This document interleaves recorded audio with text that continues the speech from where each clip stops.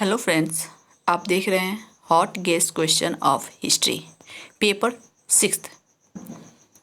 आपको बता दूं कि अभी भीमराव अंबेडकर बिहार यूनिवर्सिटी बिहार यूनिवर्सिटी मुजफ्फरपुर के बार थर्ड के फाइनल एग्ज़ाम का डेट रिलीज हो चुका है। एग्ज़ाम प्रोग्राम वो होगा 2 दिसंबर से।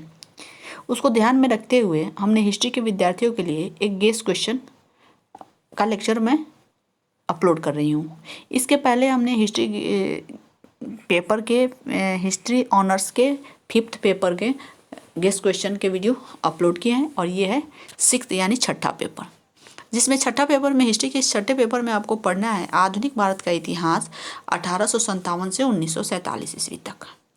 Okay, hot guest question history है, पेपर 6th है। ओके, आधुनिक भारत का इतिहास 1857 से 1947, TDC part 3 final year BA final year के लिए, सेशन 2017 से 20 और बिहार यूनिवर्सिटी मुजफ्फरपुर। ओके, चलिए आगे बढ़ते हैं।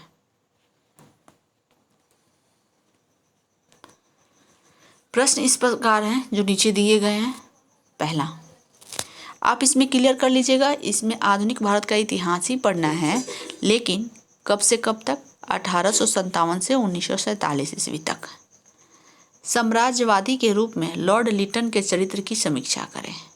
लिटन के बारे में पढ़ना है, एक साम्राज्यवादी किस तरह से, उसकी उपलब्धियां क्या रही, उसने कौन कौन से कानून लागू किए, उन्होंने न्यूज़पेपर पर किस तरह के प्रतिबंध लगाए, वर्नाकुलर एक्ट कैसे पास करे, कैसे सिविल सर्विसेज में उम्र को बढ़ाया, इन सारी बातों को इसमें आपको पढ़ना है। तो इसके साम्राज्यवादी रूप की चर्चा करना है। ओके, सेकंड देखते हैं। 1909 ईस्वी के मॉर्ले मिंटो सुधार के गुण दोषों का परीक्षण करें। 1909 ईस्वी के मॉर्ले मिंटो सुधार के गुण दोषों के बारे में पढ़ना है। क्वेश्चन नंबर 3 है, 1885 से 1905 तक भारतीय राष्ट्रीय कांग्रेस की नीतियों की समीक्षा करें।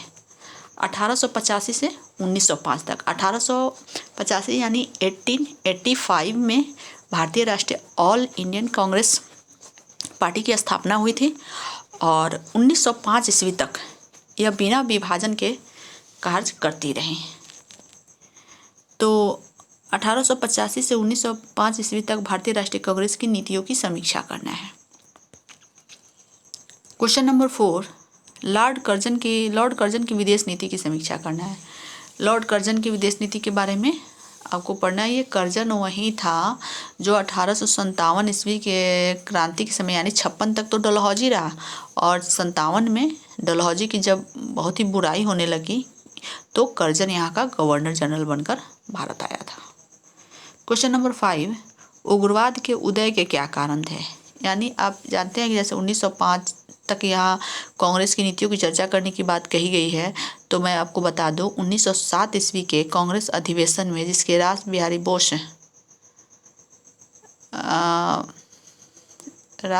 बोस थे या कोई और था, मैं कुछ कंफ्यूज हो रही हूँ। ये कांग्रेस का विभाजन हो जाता है और कांग्रेस 2 गुटों में बढ़ जाता है। एक उग्रवादी और एक नरमपंथी और गर्मपंथी, नरम दल और गर्म दल, जिसे उग्रवादी भी कहा गया गर्म दल को और नरम दल को उदारवादी भी कहा गया। ओके, तो 2 ग्रुपों में बट गया, जिनमें से उग्रवाद के उदय के क्या कारण बने, यानी कि एक ग्रुप ऐसा था जो अंग्रेजों से अनुनय विनय प्रार्थना करके अपनी स्वाधीनता को हासिल करना चाहता था, और एक पार्ट ऐसा था, एक वर्ग ऐसा तैयार हुआ जो बोला कि अब अनुनय विनय प्रार्थना का समय गया, हमें लड़कर अपने हक और अधिकार हासिल करने हैं। इसके नेता जो थे वो थे लाल बाल पाल। 3 तिकड़ी जो थी उस समय के प्रणेता कहें या लीड कर रही थी इस दल को। लाल बाल पाल यानी लाला लाजपत राय, बाल गंगाधर तिलक, बिपिन चंद्र पाल। ओके, अब बाकी नर्म दल में तो आप समझ ही सकते हैं कौन कौन थे। चलिए आगे बढ़ते हैं। क्वेश्चन नंबर 6, असहयोग आंदोलन के कारण एवं प्रभाव की चर्चा करें। असहयोग आंदोलन कब हुआ था? 1920 ईस्वी में।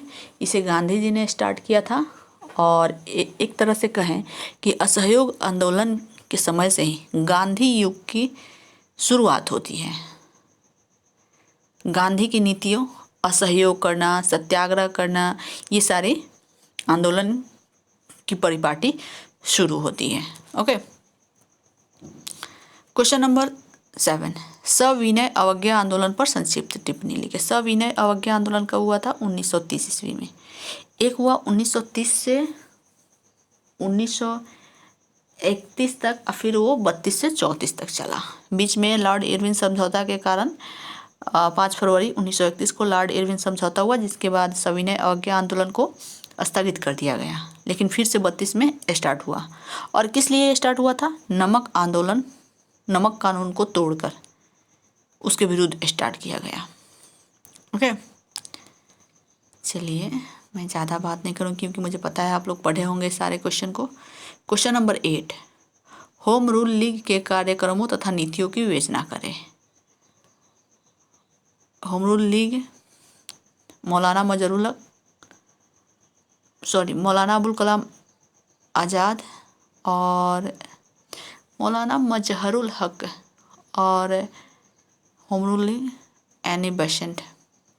मैं थोड़ी सी कंफ्यूज हूँ, आप देख लीजिएगा या मैं ही बता दूँगी। मौलाना अबुल कलाम शायद होम रूल लीग के नेता थे। क्वेश्चन नंबर 9, क्रिप्स मिशन के सुझाव की व्याख्या करें, उन्हें क्यों अस्वीकृत कर दिया गया? क्रिप्स मिशन कब आया था? इन्हें अस्वीकृत क्यों किया गया? इसके बारे में मैं बातें करूंगी नेक्स्ट वीडियो में। मैं इसके लिए एक वीडियो ही लेकर आऊँगी। यदि आप पढ़ चुके हैं तो अच्छी बात है, और नहीं पढ़े हैं तो आप हमें कमेंट सेक्शन के माध्यम से हमें अवगत जरूर कराएं। क्योंकि यदि आप में कोई क्वेश्चन नहीं आता है या मेरे चैनल पर अवेलेबल नहीं है, तो यदि कोई स्टूडेंट्स हैं, उन्हें ऐसा लगता है कि अगर अपनी बातें जाहिर करते हैं, लिख के भेजते हैं, तो मुझे बहुत प्रोत्साहन मिलता है। मुझे अच्छा लगता है कि आपको मैं मटेरियल अवेलेबल करा दूँ। क्वेश्चन नंबर 11, भारत का विभाजन किस प्रकार हुआ?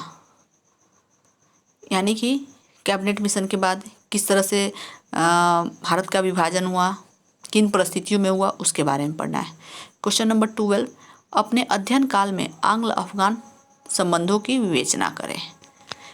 आंग्ल अफगान, प्रथम आंग्ल अफगान युद्ध हुआ था, सेकंड हुआ था, तो इसके बारे में आपको लिखना है और पढ़ना है।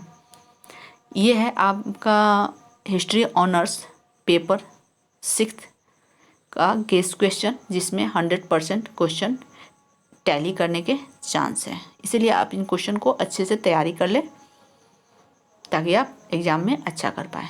चलिए, आपके आने वाले एग्ज़ाम के लिए ऑल द बेस्ट। यदि आप वीडियो को देख रहे हैं तो वीडियो को लाइक करना ना भूलें। इस वीडियो को ज़्यादा से ज़्यादा शेयर करें, अपने दोस्तों के बीच शेयर करें ताकि उन्हें भी इसके कुछ फ़ायदे हो। यदि आपने चैनल को सब्सक्राइब नहीं किया तो जल्द से जल्द सब्सक्राइब कर लें। तब तक के लिए आपसे विदा लेते हैं, फिर मिलते हैं एक नई वीडियो के साथ। धन्यवाद।